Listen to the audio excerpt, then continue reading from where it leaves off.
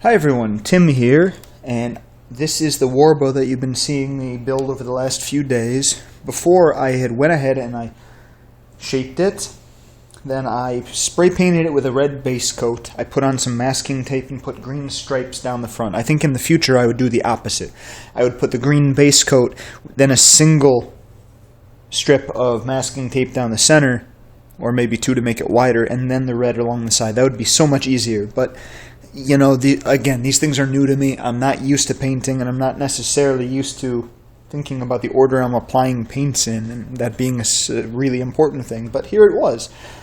The masking tape actually ended up pulling off a few flecks, which I covered up, and that's about as good as I can do it. I'm disappointed, but hopefully there will be some design here that will help to mask the imperfections. And I've also tried to understand that I'm not going to achieve perfection. When I was over in Turkey, I made a big effort to go and look at a lot of porcelain and pottery. And the stuff that wasn't machine-made, you can see perfections. Lines aren't perfectly thick all the way around. Patterns aren't perfectly symmetrical. And part of learning to be an artist, when you're not a master and you really don't just turn out perfection each and every time, you have to be satisfied with what you're doing and just understand that you can do it better, try and learn how to do it better. But I'm going to go ahead and start making a design. I may or may not finish it on this build-along. What I've done is I've got some of my Martha Stewart Gold Metallic, lined a bowl with some Saran Wrap, and I've got my trusty detail brush. So I've got some water over here in this cup, and all I did was I propped the bow up. It'll stand up on its own, but I thought that would make it a little bit more sturdy, just so in case I touch it, it doesn't fall over quite so easily. So I'm going to go ahead and charge the brush and start making a design of some sort. I'm going to start around the borders here. Let's see. Just getting started is going to be the hardest part, figuring out how much paint I need.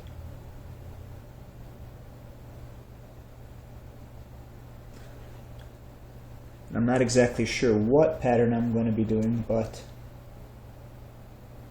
just want to make sure it's fairly nice. I like this. What I'm doing is I'm making a downstroke and then swishing back up, going to the bottom of the downstroke and making a companion stroke over it. So it's like this, one down, two up, and then I'm completing that. One down, two up. I'm just going to go across the whole length of it, and that'll be my border.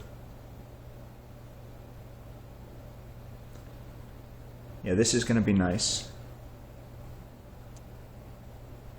The reason I chose green was because I thought when I decorated the gold on red, while it was beautiful but hard to see. The green makes the pattern stand out so much more, and it makes it, I think, so much more beautiful. So, with an interest to making simply a pattern that people can appreciate, that was what I was thinking of here.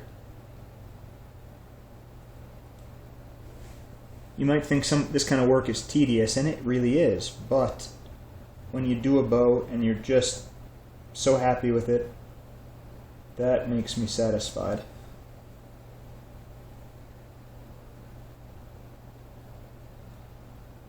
I think some of the people online on the PVC Archery forum had mentioned how turning out a good bow is nice, but until you really decorate it, you give it life. It's very satisfying to see it finished. Not just made, but to see a beautifully working bow also look beautiful.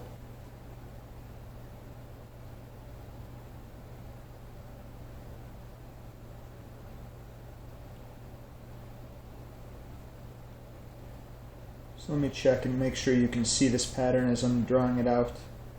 I want to make sure I'm... Oh yeah, okay, you can see that just fine. So this is basically what I'm going to be doing. whole side, the side, and then I'll make a little floral pattern or something along those lines down the center.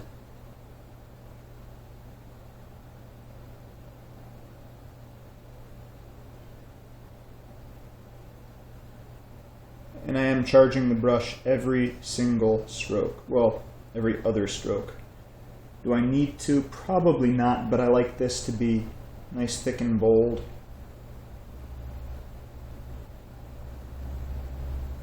Like a good salsa, right?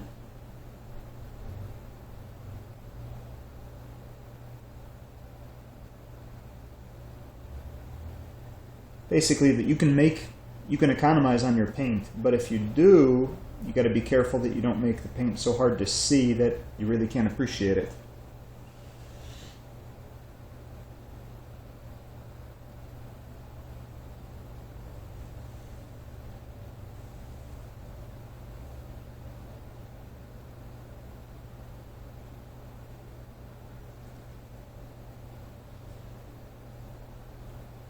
So you still just have to remember you're only using a few cents worth of paint, using a little bit extra when you charge it. I mean, I throw away more at the end just by letting it dry up once I'm done painting than I waste by dipping every single stroke. So I'm not overly concerned.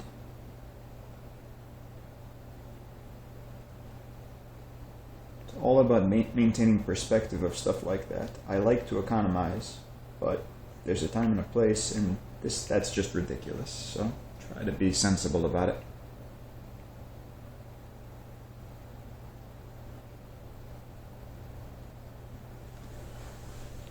Alright, we're coming up to the end of the Kasan, entering the sal portion of the limb.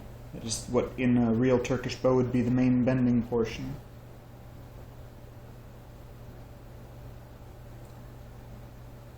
Now I've already put it on the tillering tree, and by now, if you watch that video, this bow draws approximately 80 pounds at full draw, 28 inches.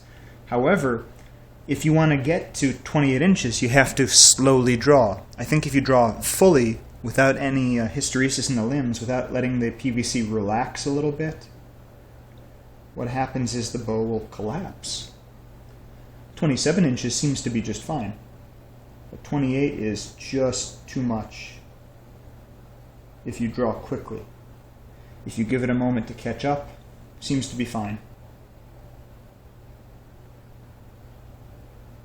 But doing that, the limb's already relaxed to maybe 75 pounds.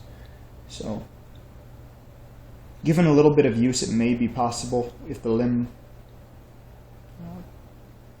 takes a tiny bit of set, or if it just relaxes a little bit in the future, it may be possible to take it to a full draw really quickly. I don't know. I've never made a bow this stressed that was actually fully drawable, so that's kind of exciting.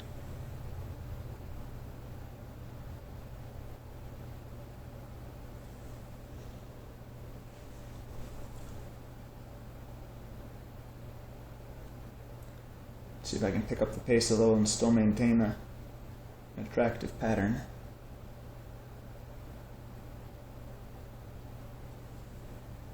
Yeah, definitely possible.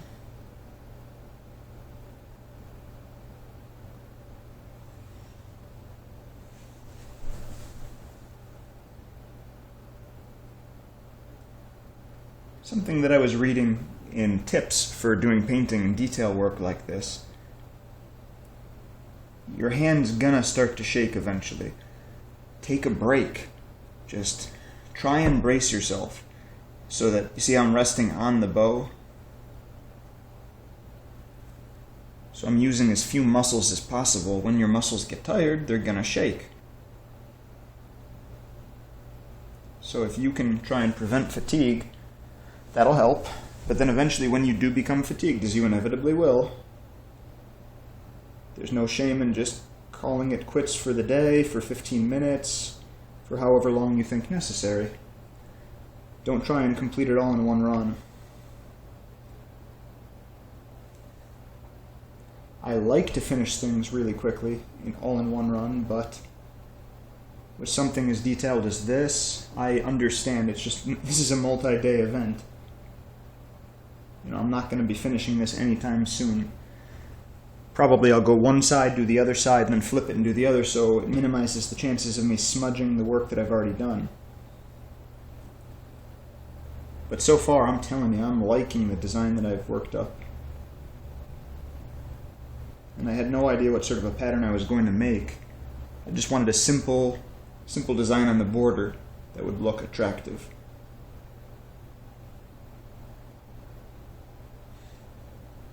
And I think this does. It's almost a knot, a weave. Not quite.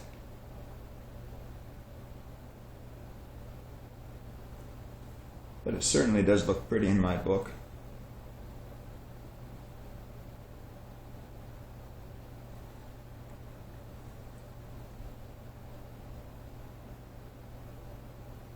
I took lots of pictures of designs while I was in Turkey. Not only of the bows that had patterns on them, but of pottery, of patterns on the walls, stuff like that. So what I'll probably do is I'll compile a little album that I can then share with everybody so that we can take a look at that. And if you're interested in making Turkish-style designs, it'll give you a few ideas, ways that you can go about doing that.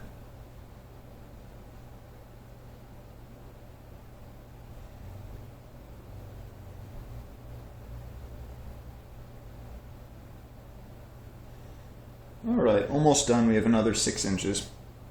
And realistically, I don't need to do all 6 because I'm going to cover the handle area, probably almost 6 inches with red leather.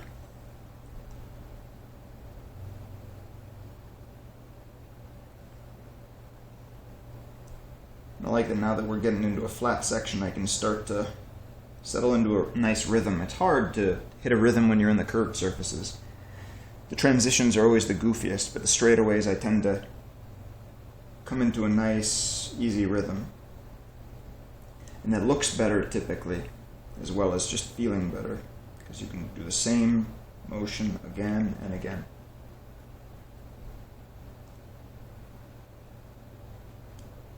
Thanks for all the great feedback on the last paint-along that I did. I'm glad that you guys enjoyed that. And I hope you guys enjoy this one nearly so much. I think ultimately it'll be an even better bow, because I'm doing an awful lot more paint work on it. And it's a more unique bow. I've never made a bow this powerful that you could really fully shoot. The only ones that I had made that were so powerful were unusable. Either because the draw weight was simply too high, or if you drew it fully it would collapse.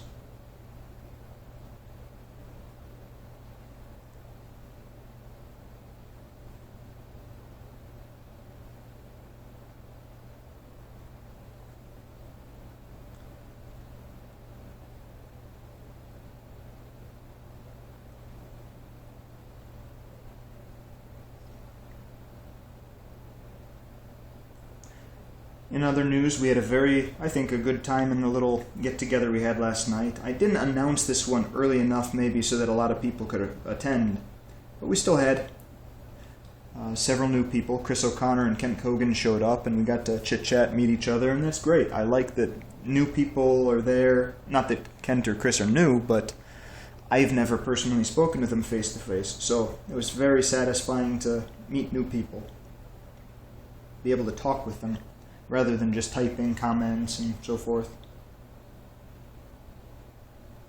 So I highly recommend, if you want to meet some of us, if you're watching on YouTube, we have a Google Plus community for PVC archery and crafting of all sorts. So whether you like making bows or swords, weapons, I really don't even care if it's that. You can make PVC planters or wind chimes, doesn't matter. Just come on down and meet us. We've got lots of cool people who are doing lots of neat projects.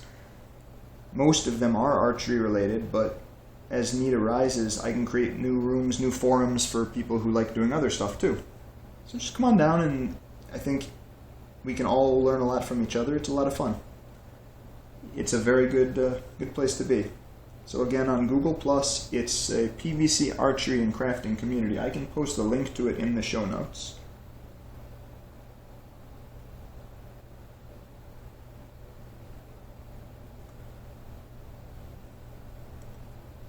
And And we are done with side one. Now, unless you really feel the need to watch all of this, I'm probably going to, well, even if you do, I think I'm going to go ahead and just skip ahead now. You've seen how I do one of them. I'm not going to do all 3 other remaining sides. Then we'll come back and I'll show you the design that I'm going to make down the center. Thanks for watching this part. Actually, let me pull that in so you can get a closer look of it. Pretty cool, huh? All right. Stay tuned, and that'll come up next. Welcome back. Thanks for watching. I've finished up all of my limbs right here, so here we go. Looks pretty darn slick, if I do say so myself. I also made a little touch-up to the top and bottom of the knock. Just highlights it, makes it look a little bit cooler and more finished. What I also did was here, if you can see that, yeah, just a tiny little gold dot to mark where I'm going to make little onion domes and a little pattern inside on each end. I'm then going to do the same thing on the inside on either side of the handle, which should be from, if you can see, here, I'll move it. The handle should be from roughly here to here, with over on this side, I'm planning on putting and this side probably, I'm going to put a, what's it called, an arrow pass. So, let's go ahead and get started. I just squished out a little bit of fresh paint, and I'm trying a different brush. I just straightened this one out and I've been primping it. This is a much larger brush, so I don't know how it's going to do. I have no idea. Let's get that sucker charged up. And it looks like it's nice and fine, so you should be able to make a fairly nice, neat line at the edge. So starting from near the end, going almost straight out.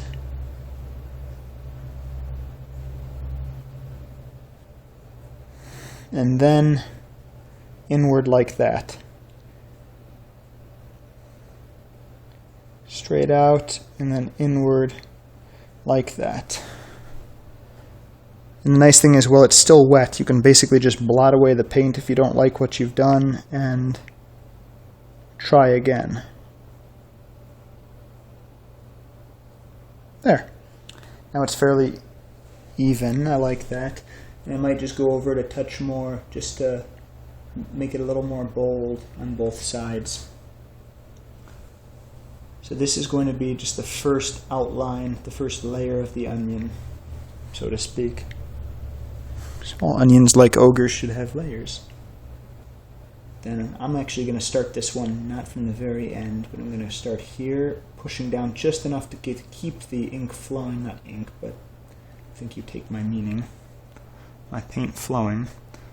I'm going to recharge it again, do the same thing over here.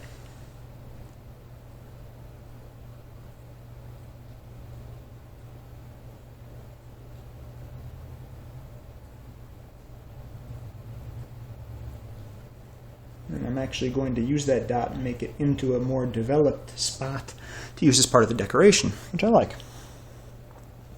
So I think that looks pretty cool, pretty nice. And now we can just start a basic little flower pattern inside or something. So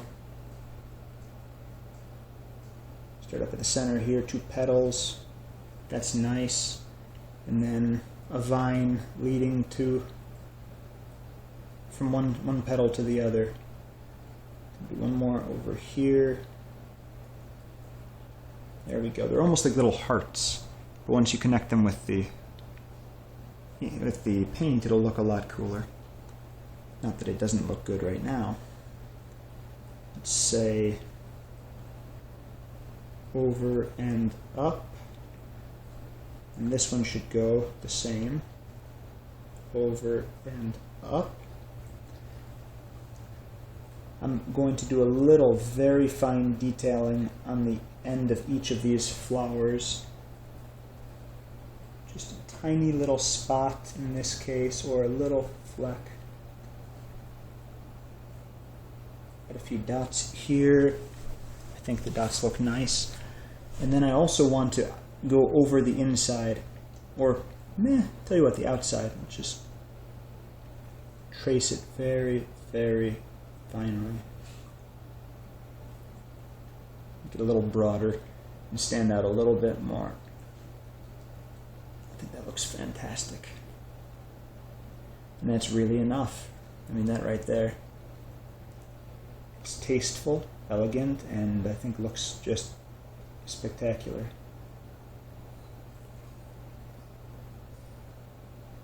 So it's a little too wide, but a little too broad, but it's still fairly wet. You can take the back of the, just kind of rub it away like that a little bit. Be careful and just try it. There you go. I'm going to try and bolden that up just a tiny, tiny bit. Okay, there. I shouldn't be whispering while I'm here with the camera, but that's just, sorry about that. I want to do one more little flourish here, and then, like I said, just repeat that on the inside back up here. I'll probably paint that after I add the handle wrap. It complicates things a little bit, but that's okay. So now, baby onion dome, big,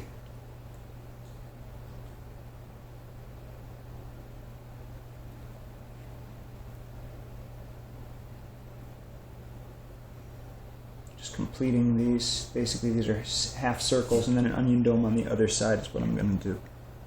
That will cap this off, so to speak.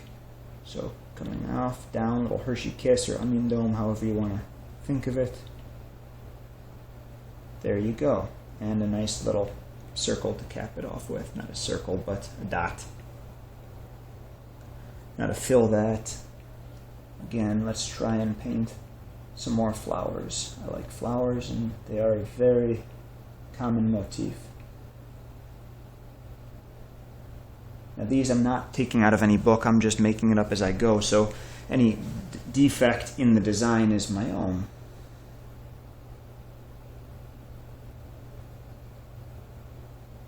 I am just winging it, as it were.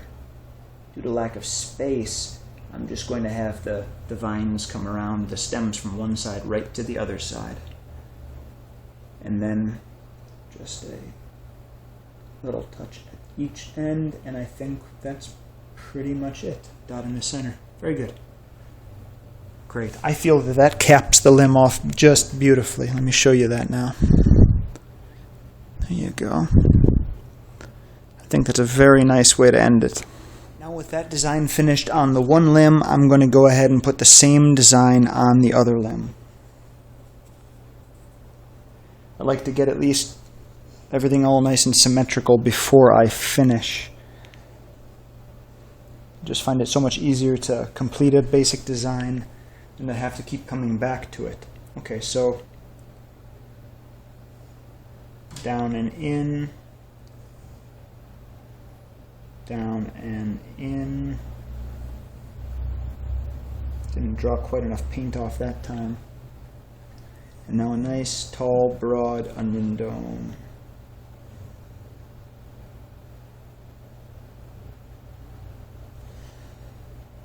I don't like that at all, so let's just start that one over again. Make sure you can see.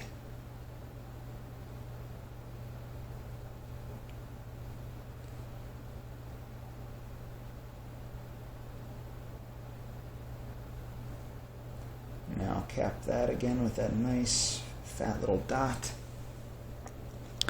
And here we go. To fill that, we did the flower up here at the top. And two more little flowers at the side.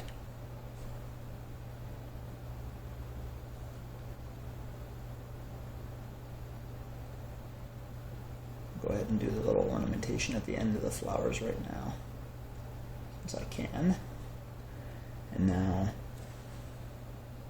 again, let's see, can you see it very well? Not too well. I'll try and change the camera angle a little for you. Okay, so from the one flower, the end of the flower, coming down and around to the base there.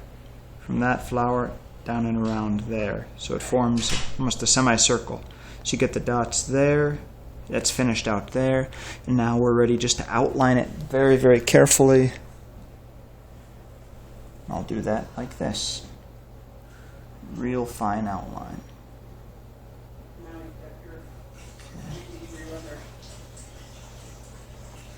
It doesn't have to be too bold. You can make it a thicker line if you like. You can use 2 lines. You can use a different brush to do this. I just want to highlight it, and I'm happy using these brushes. That's an example of on the bold side. Here on the other side is barely visible. It's so fine. So I'm going to thicken that up a little bit. I think if it's a little bit on the thick side, to be honest, it looks a little bit better just because you can tell you didn't do it on accident. It wasn't just a clumsy brush stroke that formed it. If it's so thin, sometimes it looks like it does when you draw the brush through it as you're... Sometimes you can scrape away all the paint in the center of the stroke. So here we go. I like it. And now I'm going to put you back over to the side a little bit so I can get in closer and do that final little flourish.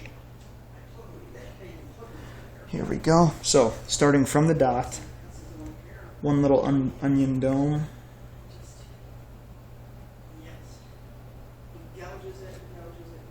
Half circle, too broad. But again, just get it real quick. And the paint is still liquid enough, you can rub it right off. So just be gentle and don't push down with the brush. That's what I'm finding is the key. Get a half circle, get another half circle.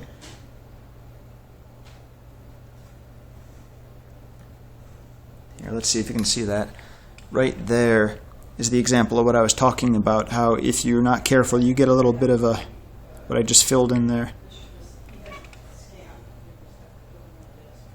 There we go. That was what I was talking about, how if you push down, it can scrape away some of the paint in the center of the stroke.